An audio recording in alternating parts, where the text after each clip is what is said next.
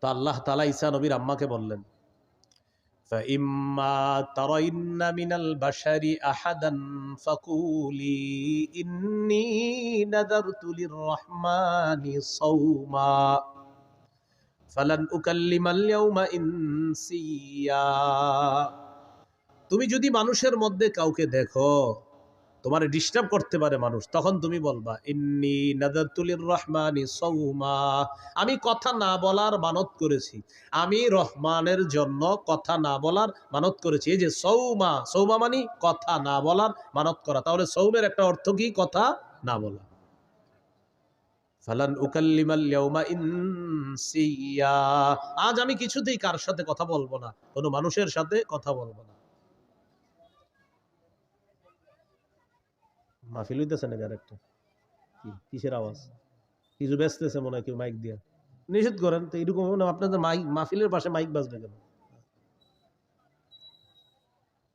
তো আল্লাহ তাআলা বললেন, মারিয়াম তুমি কোনো পুরুষকে যখন দেখবা, মানুষকে দেখার পর বলবা আমি রহমানের জন্য কথা না বলার মানত করেছি, আমি কারোর সাথে কথা বলবো না। খুব মন দিয়ে শুনবেন, বুঝাইতে চাইলাম সৌমের একটা অর্থ হলো কথা বলা থেকে বিরত থাকা। তো আমি বলতেছিলাম রমজান মাসে জিহ্বাটারে বিরত রাখার খুব চেষ্টা করা।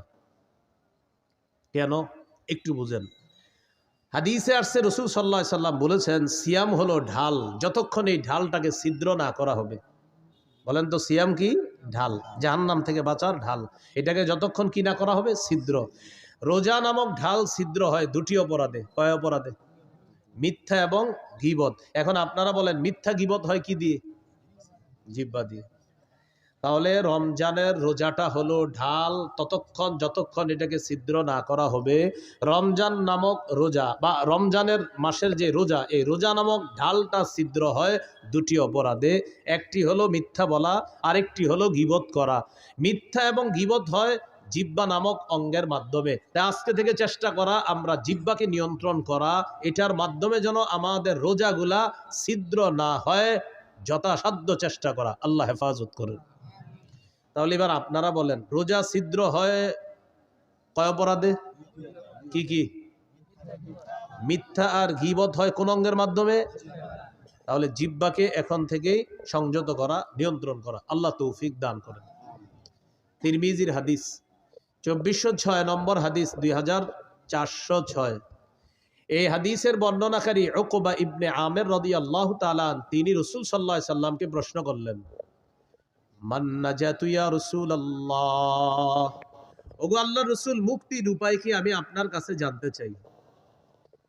রাসূলুল্লাহ সাল্লাল্লাহু আলাইহি সাল্লাম বললেন মুক্তির উপায় তিনটি। ভাই মুক্তির উপায় কয়টি? তিনটি। এক নাম্বার আমসিক আলাইকা লিসানাক, তুমি তোমার জবান সংযত রাখবা, জিহ্বা সংযত রাখবা, এটা মুক্তির এক নাম্বার উপায়। এখান থেকে বোঝা যায় জিহ্বা আপনাকে বিপদে ফেলবে।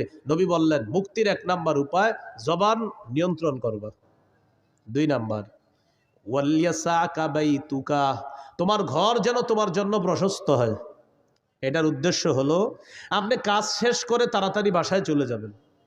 6টা বাজে বাসায় যাওয়ার কথা, আপনি রাত 10টা 11টা বাজছে এখনো বাসায় যান না। স্ত্রী ফোন দিয়েছে কি ব্যাপার, 6টায় বাসায় আসার কথা, সর্বোচ্চ 6:30 7টা বাজতে পারে, আপনি এখনো আসেন নাই কেন? বন্ধুদের সাথে আছি। না, বন্ধুদের সাথে থাকা যাবে না। আপনার কাজ শেষ, বাসা, বাসা থেকে বের হয়েছেন কাজ, হয়তো কাজে নয়তো বাসা, নয়তো বাসা নয়তো কাজে, অন্য কোথাও থাকবেন না। নবী বলেন মুক্তির 2 নম্বর উপায় বাসায় থাকো। কেন? কারণ বাহিরে যেই গুনাহগুলো আপনি করবেন আপনার স্ত্রী সন্তান মা বাবার সামনে সেগুলা মন চাইলেও করতে পারবেন না। তাই নবী বললেন মুক্তির 2 নম্বর উপায় বাসায় থাকো। ওয়ালিয়াসাকা বাইতুকা, ঘর যেন তোমার জন্য প্রশস্ত হয়। তাহলে কি শিখলাম? আড্ডাবাজি করা যাবে না।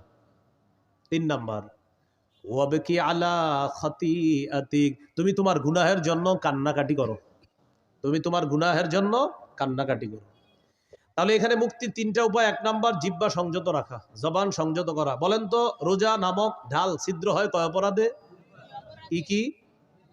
মিথ্যা গীবত হয় কি দিয়ে? নবী মুক্তির উপায় বলছে কয়টা? এর মধ্যে 1 নাম্বার কি নিয়ন্ত্রণ করা? জিহ্বা। তিরমিজির হাদিস 2407 নম্বর হাদিস, 2407। এই হাদিসের মধ্যে আসছে ক্বালা রাসূলুল্লাহ সাল্লাল্লাহু আলাইহি ওয়াসাল্লাম ইযা আসবাহা ইবনু আদামা ফাইন্নাল আ'যাআ কুল্লাহা তুকাফফিরুল লিসান ইত্তাকিল্লাহা ফীনা ফাইন্নামা নাহনু বিকা ফাইন ইসতাকামতা ইসতাকামনা ওয়া ইন ওয়াজাজতা ইওয়াজাজনা। আদম সন্তান যখন সকালে ঘুম থেকে ওঠে, আমি আপনি আমরা যখন আগামীকাল সকালে ঘুম থেকে উঠব, আমার আপনার সমস্ত অঙ্গ প্রত্যঙ্গগুলা জিহ্বাকে ডাক দেয়। কাকে? জিহ্বাকে ডেকে বলে ইত্তাকিল্লাহা ফীনা, ও জিহ্বা আমাদের ব্যাপারে আল্লাহকে ভয় করো। পা জিহ্বাকে ডাক দেয়, হাত জিহ্বাকে ডাক দেয়, নাক জিহ্বাকে ডাক দেয়, চোখ জিহ্বাকে ডাক দেয়, কান জিহ্বাকে ডেকে বলে ও জিহ্বা আমাদের ব্যাপারে আল্লাহকে ভয় করো। ফাইন্নামা নাহনু বিকা, কারণ আমরা তোমার মাধ্যমেই নিয়ন্ত্রিত। জিহ্বাকে বলে সবাই। ফাইন ইসতাকামতা ইসতাকামনা, জিহ্বা তুমি যদি সোজা থাকো আমরাও সোজা থাকবো, ঠিক থাকবো। ওয়া ইন ইওয়াজাজতা ইওয়াজাজনা, জিহ্বা তুমি যদি বাঁকা হয়ে যাও আমরাও বাঁকা হয়ে যাব। তাহলে বলেন তো, রোজা নামক ঢাল ছিদ্র হয় কয় অপরাধে? কি কি? মিথ্যা গীবত হয় কোন অঙ্গ দিয়ে? জিহ্বা দিয়ে। সমস্ত অঙ্গ প্রত্যঙ্গ কাকে বস মানে? জিহ্বা। জিহ্বা বস সবার, এই জন্য এটা নিয়ন্ত্রণ করেন না। তিরমিজির হাদিস 2408 নম্বর হাদিস, قال رسول الله صلى الله عليه وسلم من يتكفل لي ما بين لحييه وما بين رجليه أتكفل له بالجنة। রাসূলুল্লাহ সাল্লাল্লাহু আলাইহি সাল্লাম বলেন, আমার কোন উম্মত যদি দুটি অঙ্গের নিশ্চয়তা আমাকে দিতে পারে যে সে জিহ্বা দিয়ে গুনাহ করে না আর লজ্জাস্থান দিয়ে গুনাহ করে না, দুই চোয়ালের মাঝের অঙ্গ তথা জিহ্বা, দুই রানের মাঝের অঙ্গ তথা লজ্জাস্থান, এই দুটি অঙ্গ দিয়ে সে গুনাহ না করার নিশ্চয়তা যদি আমাকে দিতে পারে, আমি নবী তাকে জান্নাতে নেওয়ার জিম্মাদার হয়ে যাব। তিরমিজির হাদিস 2409 2409, قال رسول الله صلى الله عليه وسلم من وقاه الله شر ما بين لحييه وما بين رجليه دخل الجنة। রাসূলুল্লাহ সাল্লাল্লাহু আলাইহি ওয়াসাল্লাম বলেন, আল্লাহ তাআলা যদি কোনো ব্যক্তিকে জিহ্বা এবং লজ্জাস্থানের গুনাহ থেকে হেফাজত করে, অনিষ্টতা থেকে হেফাজত করে, আল্লাহ তাআলা যদি আমাকে আপনাকে জিহ্বা এবং লজ্জাস্থানের অনিষ্টতা থেকে হেফাজত করে, বাঁচায়, নবী বলেন সে মরবে, দাখালাল জান্নাহ, জান্নাতে প্রবেশ করবে। আল্লাহর কাছে বলে, আল্লাহ জিহ্বার অপরাধ থেকে বাঁচান, লজ্জাস্থানের অপরাধ থেকে আমাকে বাঁচান। বলেন আমিন। তিরমিজির হাদিস 2410 নম্বর হাদিস। এই হাদিসের বর্ণনাকারী সুফিয়ান রাদিয়াল্লাহু তাআলা তিনি রাসূলুল্লাহ সাল্লাল্লাহু আলাইহি ওয়াসাল্লামকে বললেন, হাদ্দিসনি বিআমরিন আ'তাসিমু বিহি ইয়া রাসূলুল্লাহ, হুজুর আমাকে এমন কিছু বলেন যেটা আমি মজবুত ভাবে আঁকড়ে ধরবো, এমন কিছু আমাকে বলেন। ফাকালা রাসূলুল্লাহ সাল্লাল্লাহু আলাইহি ওয়াসাল্লাম, কুর রাব্বিয়াল্লাহ সুম্মা ইসতাকিম, তুমি বলো আমার রব আল্লাহ, এটার উপর অটল থাকবা। বলেন রব্বিয়াল্লাহ, বলেন আবার রব্বিয়াল্লাহ, আল্লাহ আমার রব বা আমার রব আল্লাহ। নবীজি বললেন তুমি এই কথাটা বেশি বেশি বলবা আর এটার উপর অটল থাকবা যে আমার রব আল্লাহ, আমার রব আল্লাহ, রব্বি আল্লাহ, আমার রব আল্লাহ। এর মানে হলো লা ইলাহা ইল্লাল্লাহ, আরো যত কিছু আছে এগুলা বেশি বেশি বলা, মানে আপনি স্বীকৃতি দেওয়া আমার রব আল্লাহ, এই কথার উপর অটল থাকা। এবার সাহাবী গুরুত্বপূর্ণ একটা প্রশ্ন করলেন রাসূল সাল্লাল্লাহু আলাইহি সাল্লামকে, মা আখওয়াফু মা তাখাফু আলাইয়া ইয়া রাসূলুল্লাহ, হুজুর আমার জন্য সবচেয়ে বিপজ্জনক আপনি কি মনে করেন? নবীজিকে প্রশ্ন করলেন, ইয়া রাসূলুল্লাহ আমার জন্য সবচেয়ে বিপজ্জনক বিষয় কোনটি আপনি মনে করেন, আপনার কাছে জানতে চাই। ফাখাযা বিলিসানি নাফসিহি, নবী নিজের জিহ্বা মুবারক ধরে বললেন হাযা, এটা, হাযা এটা। নবী নিজের জিহ্বা ধরে বললেন এটা, এটা তোমার জন্য সবচেয়ে বিপজ্জনক মনে করি। কেমন যেন আমাকে আপনাকে সকলকে এটা দ্বারা আল্লাহ রাসূল হুঁশিয়ার বাণী দিচ্ছেন। এক সাহাবীকে নবীজি বলতেছেন তোমার জন্য সবচেয়ে বিপজ্জনক মনে করি, নিজের জিহ্বা দেখায় বলতেছে হাযা, এটা এটা এটা। শুধু কি সাহাবীকে বলেছেন না আমাদের সকলকে? সকলকে, এটা এটা সবচেয়ে বিপজ্জনক। তাহলে মূল কথায় চলে আসি, রোজা ছিদ্র হয় কয় অপরাধে? কি কি? মিথ্যা গীবত হয় কোন কোন অঙ্গ দিয়ে? জিহ্বা। সবচেয়ে বিপজ্জনক অঙ্গের নাম কি? সমস্ত অঙ্গ প্রত্যঙ্গের বসের নাম কি? জিহ্বা। সবাই সকালবেলা কারে ডাকতে থাকে? জিহ্বা। তাহলে এটা বেশিরভাগ মানুষকে জাহান্নামে নিবে। আল্লাহ হেফাজত করেন। তিরমিজির হাদিস 2616 নম্বর হাদিস, 2616। হাদিসের বর্ণনাকারী মুআয ইবনে জাবাল রাদিয়াল্লাহু তাআলা তিনি বলেন, কুনতু মা রাসূলিল্লাহি সাল্লাল্লাহু আলাইহি ওয়াসাল্লাম ফি সাফারিন, আমি রাসূলুল্লাহ সাল্লাল্লাহু আলাইহি সাল্লামের সাথে এক সফরে ছিলাম।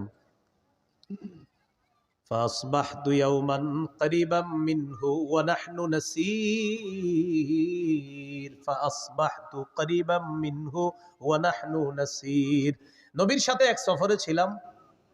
সফরে চলতে চলতে একদিন সকালবেলা নবীর কাছাকাছি পৌঁছে গেলাম। বুঝছেন তো সফরটা, মানে ওই যুগের সফর কেমন হতো? কেউ হেঁটে, কেউ ঘোড়ায়, তো এইভাবে লম্বা বাহিনী। তো সাহাবী বলেন ওই সফরের মধ্যে আমিও ছিলাম। আমি একদিন নবীর কাছাকাছি চলে গেলাম সকালবেলা।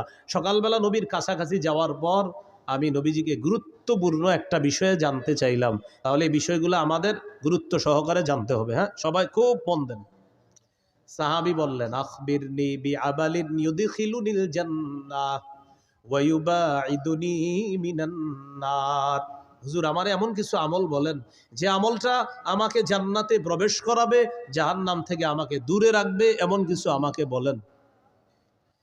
ফাকালা রাসূলুল্লাহ সাল্লাল্লাহু আলাইহি ওয়াসাল্লাম, নবীজি বললেন, তা'বুদুল্লাহ লা তুশরিকু বিহি শাইআ। রাসূলুল্লাহ সাল্লাল্লাহু আলাইহি সাল্লাম বললেন, তুমি আল্লাহর ইবাদত করবা, আল্লাহর সাথে শিরিক করবা না। ওয়া তুকিমুস সালাহ, তুমি নামাজ কায়েম করবা। ওয়া তুতিজ যাকাত, তুমি যাকাত আদায় করবা। ওয়া তাহুজ্জুল বাইতা, তুমি হজ করবা। ওয়া তাসুমু রমাদান, তুমি রমজানে রোজা রাখবা। এখন বলেন তো, ইসলামের মৌলিক বিধানগুলো চলে আসছে না কথার মধ্যে? রাসূলুল্লাহ সাল্লাল্লাহু আলাইহি সাল্লাম বললেন, আলা আদুল্লুকা আলা আবওয়াবিল খাইর। আচ্ছা, আমি কি তোমাকে কল্যাণের দরজাসমূহের কথা বলবো না? এবার নবীজি বললেন, কল্যাণের অনেকগুলা দরজা, এর মধ্যে উল্লেখযোগ্য দরজা হলো 3টি। কল্যাণের উল্লেখযোগ্য দরজা কয়টি? 1 নাম্বার আস-সাওমু জুন্নাহ, 1 নাম্বার কল্যাণের দরজা হলো সিয়াম, রোজা রাখা। 2 নাম্বার আস-সাদাকাতু তুতফিউল খাতিআতা কামা ইউতফিউল মাউন নার। 2 নাম্বার কল্যাণের দরজা হলো সদকা করা। সদকা এমন একটি ইবাদত, পানি যেমন আগুনকে নিভিয়ে দেয়, সদকা মানুষের গুনাহগুলোকে ধুয়ে মুছে সাফ করে দেয়। তুতফিউ, নিভিয়ে দেয়। সদকা গুনাহকে মিটিয়ে দেয়, নিভিয়ে দেয়। পানি যেমন আগুনকে নিভিয়ে দেয়, তো সদকা গুনাহকে এমন ভাবে মিটিয়ে দেয়, বিলীন করে দেয়, পানি যেমন আগুনকে বিলীন করে দেয়, মিটিয়ে দেয়। তো সদকা 2 নাম্বার দরজা। 3 নাম্বার ওয়া সালাতুর রাজুলি মি জাওফিল লাইল, রাতে তাহাজ্জুদ পড়া। কি পড়া? রাতে তাহাজ্জুদের নামাজ পড়া, রাতের বেলা। এখন আপনার রিজিক দরকার, কল্যাণ দরকার, তো এই 3 ইবাদত বাড়ায় দিতে হবে আপনার। রোজা রাখা, সদকা করা, তাহাজ্জুদ পড়া। বলতে পারেন, হুজুর আমার তো টাকাই নেই, সদকা করবো কি? 1 টাকা দিবেন, 1 টাকা থাকলে 1 টাকাই সদকা করবেন। তাহলে রোজা রাখা, সদকা করা, তাহাজ্জুদ পড়া, এইটা হলো আপনার কল্যাণের দরজা। নবীজি এটা বলার পর বললেন, আলা উখবিরুকা বিরাসিল আমরি কুল্লিহি ওয়া আমুদিহি ওয়া দিরওয়াতি সানামি। আচ্ছা, আমি কি তোমাকে কোন জিনিসের মূল কোনটা এটা বলবো না, খুঁটি কোনটা এটা বলবো না, আর সর্বোচ্চ চূড়া কোনটা এটা বলবো না? তখন নবী বললেন, রাসুল আমরি আল ইসলাম, মূলের নাম ইসলাম। সুবহানাল্লাহ। ভাই, মূলের নাম কি?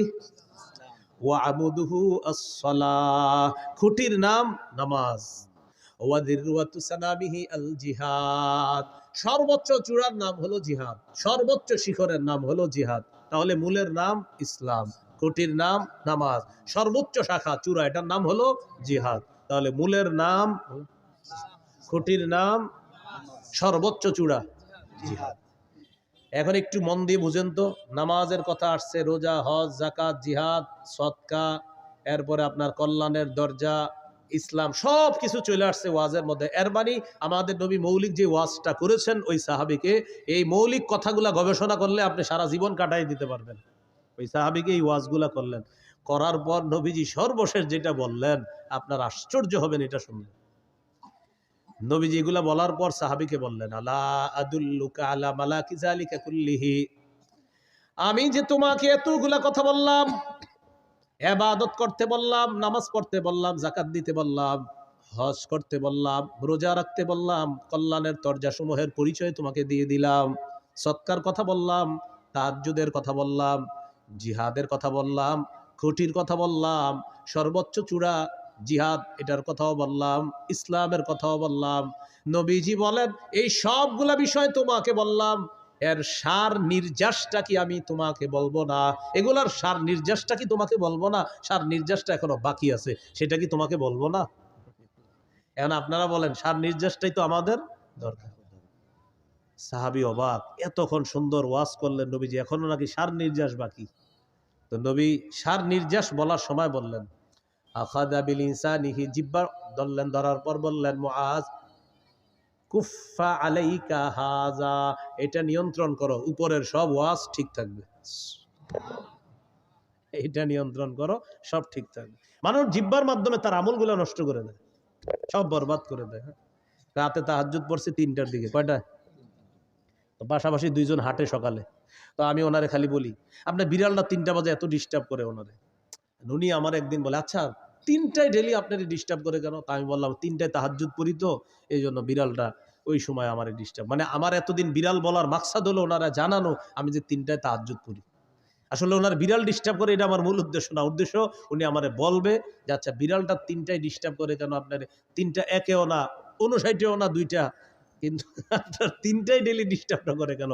আসলে ভাইজান আমি 3টায় তাহাজ্জুদ পড়ি তো এই জন্য ডিস্টার্ব করে। উদ্দেশ্য আমি তাকে জানানো যে আমি যে তাহাজ্জুদ পড়ি, জিহ্বা রাতের আমলগুলা সব বরবাদ করে দিল।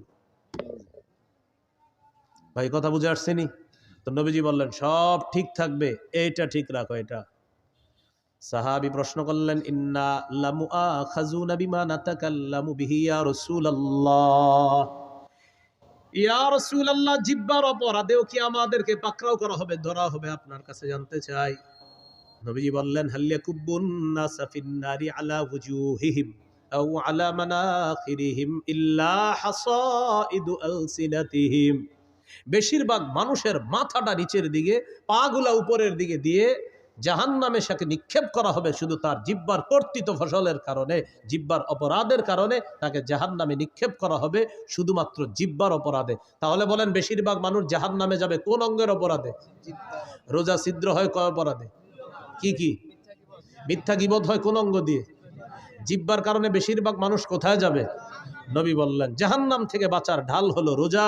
রোজা ছিদ্র হয় মিথ্যা আর গীবতের মাধ্যমে, মিথ্যা গীবত হয় জিহ্বা দিয়ে। নবী বলেন জিহ্বার কারণে বেশিরভাগ মানুষ জাহান্নামে। আল্লাহ আমাদেরকে হেফাজত করেন। তাহলে জিহ্বার গুনাহ থেকে বাঁচবো তো ইনশাআল্লাহ। এই হলো সৌমের আবিধানিক অর্থ, মনে আছে না? মনে নাই? সৌমের আবিধানিক অর্থ বিরত থাকা, আর আরেকটা হলো বললাম কথা বলা থেকে বিরত থাকাকেও সৌম বলা হয়। ছিদ্র হয়ে যাবে। পারিভাষিক অর্থ আল ইমসাক আনিল মুফাত্তিরাতিস সালাস ওয়া হিয়া আত-তাআম ওয়াশ-শারাব ওয়াল-জিমা'। 3টি জিনিস থেকে বিরত থাকার নাম মৌলিকভাবে সিয়াম। খানা পান করা, স্ত্রী সহবাস থেকে বিরত থাকা, এটার নাম হলো সিয়াম। এটা পারিভাষিক অর্থ। রমজানের রোজা যে ফরজ করা হয়েছে 4টি ধাপে ফরজ করা হয়েছে। কয় ধাপে?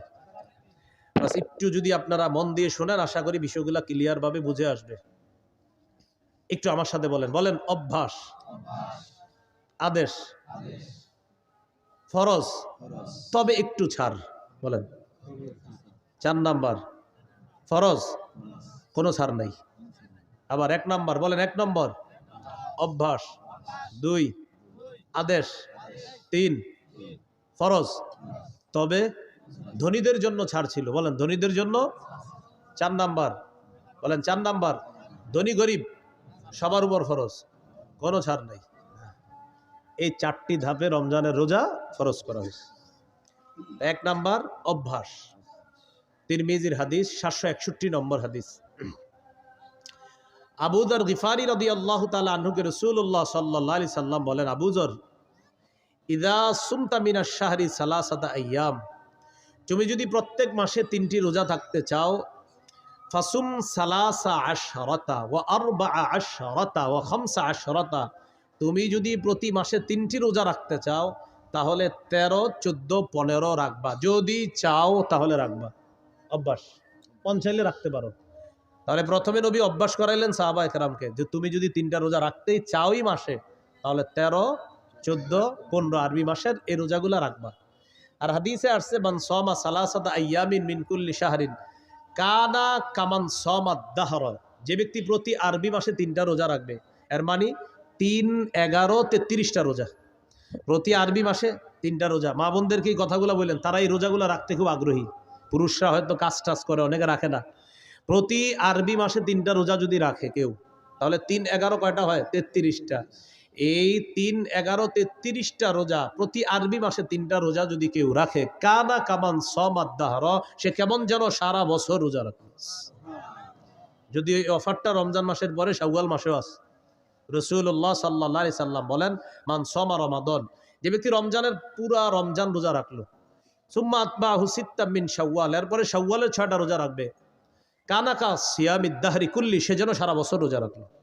তাহলে একটা হলো 11 মাস, 3, 11, 33টা, এটা একটা অফার আছে। আর একটা হলো শাওয়ালের 6টা রোজা, ওইটাও একটা অফার আছে। তো যাই হোক, আমাদের মূল আলোচনা ছিল 1 নাম্বার অভ্যাস, নবীজি অভ্যাস করেছে, চাইলে 3টা রোজা আরবি মাসে রাখতে পারো।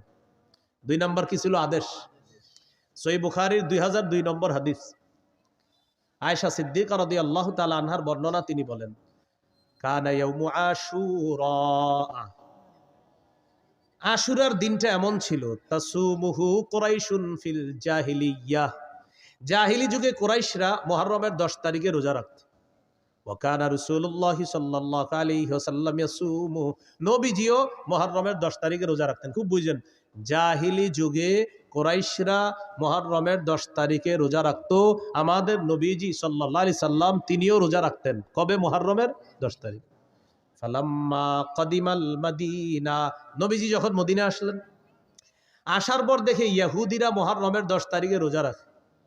ফাকালা রাসূলুল্লাহ সাল্লাল্লাহু আলাইহি ওয়াসাল্লাম, নবীজি বলেন, আচ্ছা তোমরা আজকে রোজা রাখো কেন মুহররমের 10 তারিখে?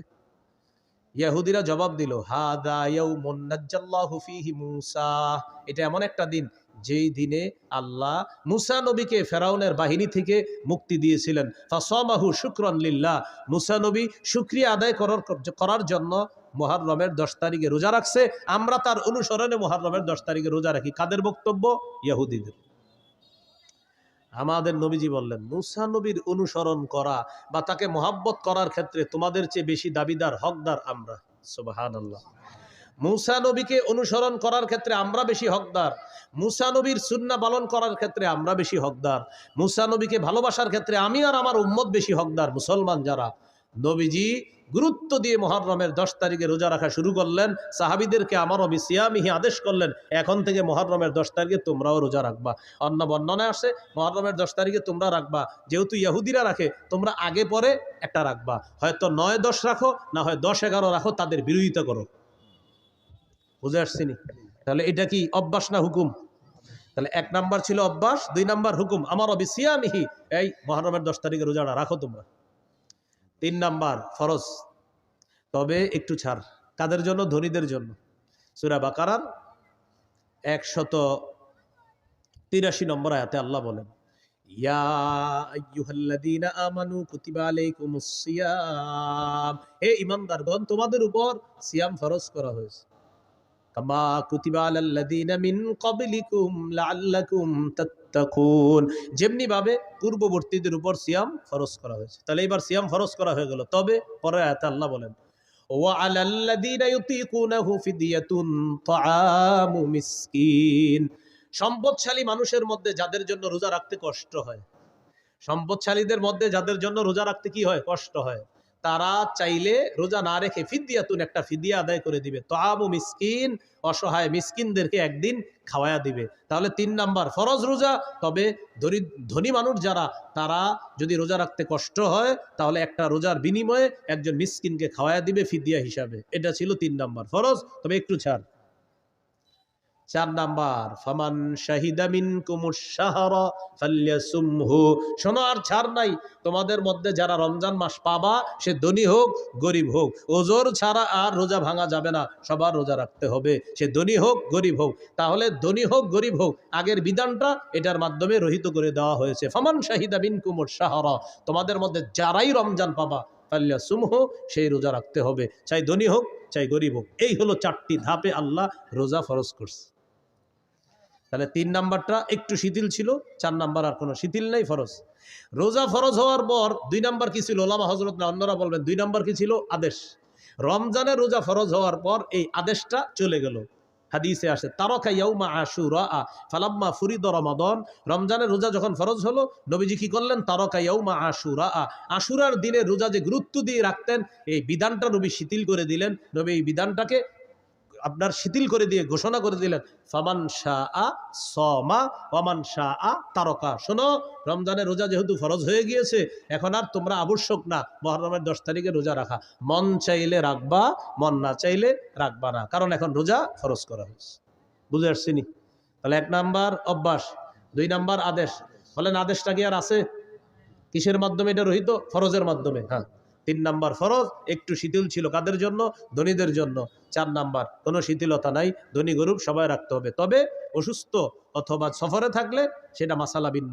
ফামান কানা মিনকুম মারিদান, তোমাদের মধ্যে কেউ যদি অসুস্থ থাকে, আও আলা সাফার, অথবা সফরে থাকে, আর এই কারণে যদি সে রোজা রাখতে না পারে, ফাইদ্দাতুম মিন আইয়ামিন উখর, গনে গনে রেখে দিবে, পরে রোজাগুলা আদায় করে নিবে। এখানে একটা মাসালা, আমাদের মা বোনরা সহ অসুস্থতার কারণে যারাই রোজা রাখতে না পারে রমজান মাস, কথার কথা আমাদের কোনো বোন মা অসুস্থতার কারণে তিনি 4টি 5টি 6টি রোজা রাখতে পারে নাই, এখন তিনি রমজানের পরে কি মাস? আরবি শাওয়াল মাস। শাওয়ালের ফজিলতও চায়, আবার ভাঙতি রোজাগুলাও আদায় করবে। এখন অনেকে কি করে? ভাঙতি রোজা আদায় করতে গিয়ে শাওয়ালের নিয়ত করে ফেলে যে আমি আজকে ভাঙতি রোজা রাখতেছি, রমজানে যে 6টা রোজা আমার বাকি আছে, কথার কথা রমজানে ওনার 5টা রোজা ভাঙতি ছিল, তো উনি নিয়ত করছে আজকে আমি রোজা রাখতেছি, আমার রমজানে যে 5টা রোজা বাদ গেছে, এই আজকে প্রথম রোজা রাখলাম, আবার শাওয়ালের 6 রোজার 1 রোজার নিয়ত করলাম। হবে না? বলেন কি এটা হবে না? তাদাখুল হবে না, আলাদা রাখতে হবে। যদি অসুস্থতার কারণে, কথার কথা আপনার 4টি রোজা রাখতে পারেন নাই, 5টি রোজা রাখতে পারেন নাই, এটা আলাদা রাখতে হবে। আর শাওয়ালের 6 রোজার ফজিলতের জন্য 6টা রোজা আলাদা রাখতে হবে। বুঝে আসছেনি? ফজিলতের জন্য আলাদা, ভাঙতি রোজা আলাদা। আল্লাহ আমাদেরকে মনে রাখার তৌফিক দান করেন। রমজানের প্রথম রাত যখন শুরু হবে, প্রথম রাতে তারাবি পড়বেন। রাতে কি পড়বেন? সাহাবী কেরামের ঐক্যমতে 20 রাকাত তারাবি, সাহাবায়ে কেরামের ঐক্যমত 20 রাকাত তারাবি পড়বেন প্রথম রাতে। সাহারির সময় উঠা নবীর 12 মাসের একটা আমল আছে, 8 রাকাত তাহাজ্জুদ। বলেন কোন মাসের আমল এটা? 12 মাস নবী কয় রাকাত তাহাজ্জুদ পড়তেন? 8 রাকাত। এই 12 মাসের তাহাজ্জুদের 8 রাকাতের আমলটা সাহারির সময় করতে পারেন।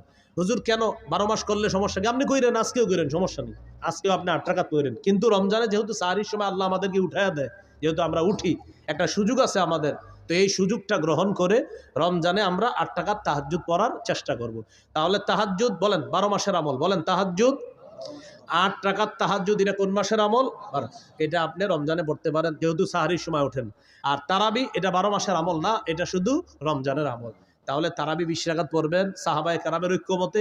হাফেজ সাহেব যারা আছি আমরা একটু ধীরস্থিরভাবে তারাবিতে তেলাওয়াত করব, যেন মুসল্লিরা তেলাওয়াতগুলা বুঝতে পারে। দ্রুত আমরা তেলাওয়াত করব না, খুব সুন্দরভাবে আমরা তেলাওয়াত করব।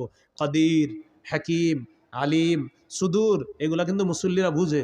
12 নাম্বার পাড়ায় রশিদ আছে না, কয়েকবার রশিদ, আমাদের এক মুসল্লি নাম আব্দুর রশিদ, উনি গনছে, কয় হুজুর আজকে আমি 12 নাম্বার পাড়াটা পড়ছি, আর আমার নামটা কয়েকবার ছিল, আমি গুনছি আপনি এতবার পড়ছেন কিনা। রশিদ আমারে বলছে 12 নাম্বার পাড়ার দিন, একদম পুরো আব্দুর রশিদ ভাই এখন আছে লালবাগে, উনি 12 নাম্বার পাড়ার দিন আমার 1 বছর বলছে। এখন আমি ওই মসজিদে না, আরেক মসজিদে দাঁড়াই পড়াই, তো যে ওখানে যখন পড়াইতাম লালবাগে আপনার আমলিগুলা এসি মসজিদ, তো ওখানে আব্দুর রশিদ ভাই আছে একজন, তো উনি ওনার নাম যেহেতু আব্দুর রশিদ, তো 12 নাম্বার পাড়ায় রশিদ আছে কয়েকবার, তো উনি গুনে রাখছে যে উনি 12 নাম্বার পাড়াটা পড়ছে, আর গুনে রাখছে রশিদ। হ্যাঁ, এভাবে গুনে রাখছে আপনার যে অমা আমরু ফিরআউনা বিরশিদ আলাইসা মিনকুম রাজুলুর রশিদ, এইভাবে রশিদ আছে কয়েকবার 12 নাম্বার পাড়ায়, তো ওনার নাম আব্দুর রশিদ। তো এই বেচারা আইসা গনছে, কয় হুজুর রশিদটা কিন্তু আপনি যেই বা আমি গুনছি, আপনি যে ঠিক এতবারে আমি পড়ছি আজকে, আপনি এতবারই পড়ছেন, তার মানে বেচারা আমার পড়াটা মন দিয়ে শুনছে। তো এই জন্য বলতে চাইলাম মুসল্লিরা কিন্তু আছে যে উনি শুনতে চায় যে আজকে আমি যে পারাটা পড়ছি এখানে ইন্নাল্লাহ আলা কুল্লি শাইইন কাদির পড়ছি, মানে অনেকে দেখবেন আপনি যেটা পড়বেন উনিও দিনের বেলায় পারাটা তেলাওয়াত করে, তো রাতের বেলা উনি অপেক্ষা থাকে যে এই পৃষ্ঠার শেষে তো একটা হাকিম আছে, হুজুর দিয়ে হাকিম পড়লো না, উনি অপেক্ষা থাকে উনি হাকিম পড়বে, উনি খবির পড়বে, উনি আলিম পড়বে, তো এটা তো আগ্রহ, এটা ভালো। এই জন্য আমরা একটু বুঝিয়ে শুনিয়ে তাদেরকে পড়ার একটু চেষ্টা করব, বলেন ইনশাআল্লাহ। সুন্দরভাবে দেখেন এইখানে যারা আছে যারা হাফেজ না তারাও কিন্তু এই আয়াতটার সাথে পরিচিত, ইন্নাল্লাহ আলা কুল্লি শাইইন কাদির, সবাই পরিচিত না আপনারা?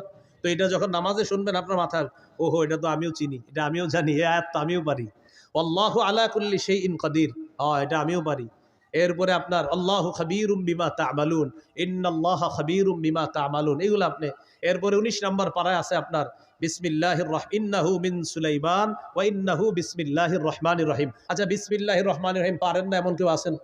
তিনি যখন 19 নম্বর পারার দিন শুনবে বিসমিল্লাহির রহমানির রহিম বলছে হুজুরে, হুজুর আসলে ঠিকই তো, এটা তো আছে এখানে, এইভাবে তার আগ্রহ তৈরি হবে। হ্যাঁ, 24 নম্বর পারায় আছে আলহামদুলিল্লাহ রব্বিল আলামিন, 24 পারার 15 নম্বর পৃষ্ঠায় আছে আপনার যে আলহামদুলিল্লাহ রব্বিল আলামিন। তখন আপনারা আলহামদুলিল্লাহ রব্বিল আলামিন পারেন না কে কে? সবাই পারেন। বুঝাইতে চাইলাম অনেক মুসল্লি আছে যারা অনেক পরিচিত আয়াত আছে, তারা এগুলো শুনতে চায় যে তারা ভিতরে হুজুর পড়বে আর আমি এটা মন দিয়ে শুনবো। তাহলে আমরা এইভাবে বুঝিয়ে শুনিয়ে একটু তেলাওয়াত করার চেষ্টা করব, বলেন ইনশাআল্লাহ। তাহলে রমজান মাসে আমরা তারাবি পড়বো, সাহাবী কারামের ঐক্যমতে 20 রাকাত তারাবি পড়বো, ধীরস্থির ভাবে পড়বো, আর 8 রাকাত তাহাজ্জুদ, এটা নবীজির 12 মাসের আমল। প্রশ্ন হলো হুজুর এটা 12 মাস করি না কেন? আপনি করেন, কোনো সমস্যা নাই, কিন্তু রমজানে যেহেতু সাহারির সময় আল্লাহ আমাদেরকে উঠি খাওয়ার জন্য, 8 রাকাত তাহাজ্জুদ পড়ার চেষ্টা করব। রমজানে দিনের বেলা যদি কেউ আপনার কাছে আইসা আপনারে বলে ভাই কি অবস্থা, কেমন আছেন, বলবেন আলহামদুলিল্লাহ, তো তারাবি পড়ছেন? জি পড়ছি। এরকম কিছু লোক আপনারে বলবে কয় রাকাত পড়ছেন, বলবেন তারাই পড়ছি তো 20 রাকাত পড়ছি। 8 পড়েন নাই, বলবেন 8ও পড়ছি। 20 পড়ছেন? 20ও পড়ছি। আরে 20 8 দুটোটাই পড়ছেন, এটা কোনো কথা? পড়েন নাই কি? বলবেন ঝগড়া পড়ি নাই। কি পড়ি নাই? ঝগড়া। পড়ছেন কি? বলবেন 20ও পড়ছি 8ও পড়ছি। তো 20 কি বললেন? বলবেন সাহাবায়ে কেরামের ঐক্যমতে 20 রাকাত তারাবি এটা পড়েছি। 8 কি বললেন? নবীজির 12 মাসের আমল তাহাজ্জুদ 8 রাকাত, এটাও পড়েছি। পড়েন নাই কি? ঝগড়া পড়ি নাই। যে নিয়তে আপনি আসছেন এটা আমি পড়ি নাই। আসসালামু আলাইকুম যান। নবীজি বলে দিয়েছেন ফাইন সাববাহু আহাদুন, কেউ যদি তোমার সাথে ঝগড়া করতে আসে বলবা ইন্নী ইমরুউন সাইম, ভাই আমি রোজাদার, ঝগড়া করতে পারবো না। মনে থাকবে তো ইনশাআল্লাহ? আল্লাহ তৌফিক দান করেন। ইনশাআল্লাহ আশা করি আমি আগামী 5-6 দিনের মধ্যে রমজান বিষয়ক আমার একটা কিতাব বের হয়ে যাবে ইনশাআল্লাহ। ওই মিম্বরের আমানত 8 খণ্ড আবাদত আসে, 9ম খণ্ডের মধ্যে আলোচনা হলো যাকাত, রমজান, হজ। 9ম খণ্ডের আলোচনা যাকাত, রমজান, হজ, কোরবানি, মুহররম। যাকাত, রমজান, হজ, কোরবানি, মুহররম, সফর। সফরে কিছু কুসংস্কার আছে, এই পুরো আলোচনাগুলো 9ম খণ্ডে আছে। তো ওলামা হজরতদের অনেকে বলে ওইটা কবে আসবে, আমি আসলে 6 মাস ধরে বলতেছি আসবে আসবে, এখনো আসে না। তো সর্বশেষ বলতেছি ইনশাল্লাহ আশা করি 5-7 দিনের মধ্যে এটা যে কোনোভাবে ইনশাল্লাহ আনার চেষ্টা করতেছি। তাও ইনশাল্লাহ কিন্তু বারবার বলতেছি, আপনার আবার এরকম বলার সুযোগ নাই, কই বললেন তো 5-7 দিনের মধ্যে আসে নাই, তো বারবার বলতেছি ইনশাআল্লাহ আসবে। হ্যাঁ, তো এটা আপনারা একটু সংগ্রহ করে নেবেন। এখন ওই গাড়িতে 1 থেকে 8 খণ্ড আছে, এখন গাড়িতে 1 থেকে 8 খণ্ড আছে, যাদের প্রয়োজন হয় নিতে পারেন। 1 নম্বর খণ্ড সন্তানের 64টা অধিকার, 2য় খণ্ড শিরিক বেদাত কুফর তাওহীদ, 3য় খণ্ড হালাল হারাম সুদ, 4র্থ খণ্ড স্বামী স্ত্রীর অধিকার, 5ম খণ্ড লা ইলাহা ইল্লাল্লাহর ব্যাখ্যা, 6ষ্ঠ খণ্ড নামাজ, 7ম খণ্ড পাক নাপাকের মাসালা। যেমন শীতকালে ইমাম সাহেবরা প্রশ্ন করেন হুজুর ঢিলা নিলে হবে না, পানি কি নিতে হবে? আর গরমকালে প্রশ্ন করে হুজুর পানি নিলে চলবে না, ঢিলা নিতে হবে, এখন করবেন কোনটা? এটা 7ম খণ্ডে আলোচনা আছে। 8ম খণ্ডে আপনার নামাজের মাসালাগুলা আলোচনা আছে 8ম খণ্ডে। যাদের প্রয়োজন হয় গাড়ির কাচ না ভেঙে গাড়ি থেকে সংগ্রহ করতে পারেন। আসসালামু আলাইকুম ওয়া রাহমাতুল্লাহি ওয়া বারাকাতুহু। হ্যাঁ, সাহরি খাওয়ার পরে যদি সময় থাকে অবশ্যই তাহাজ্জুদ পড়তে পারবেন। যদি সাহরি খাওয়ার পরে আপনার এখন আধা ঘন্টা বাকি, তাহাজ্জুদ পড়বেন, কোনো সমস্যা নেই। হ্যাঁ।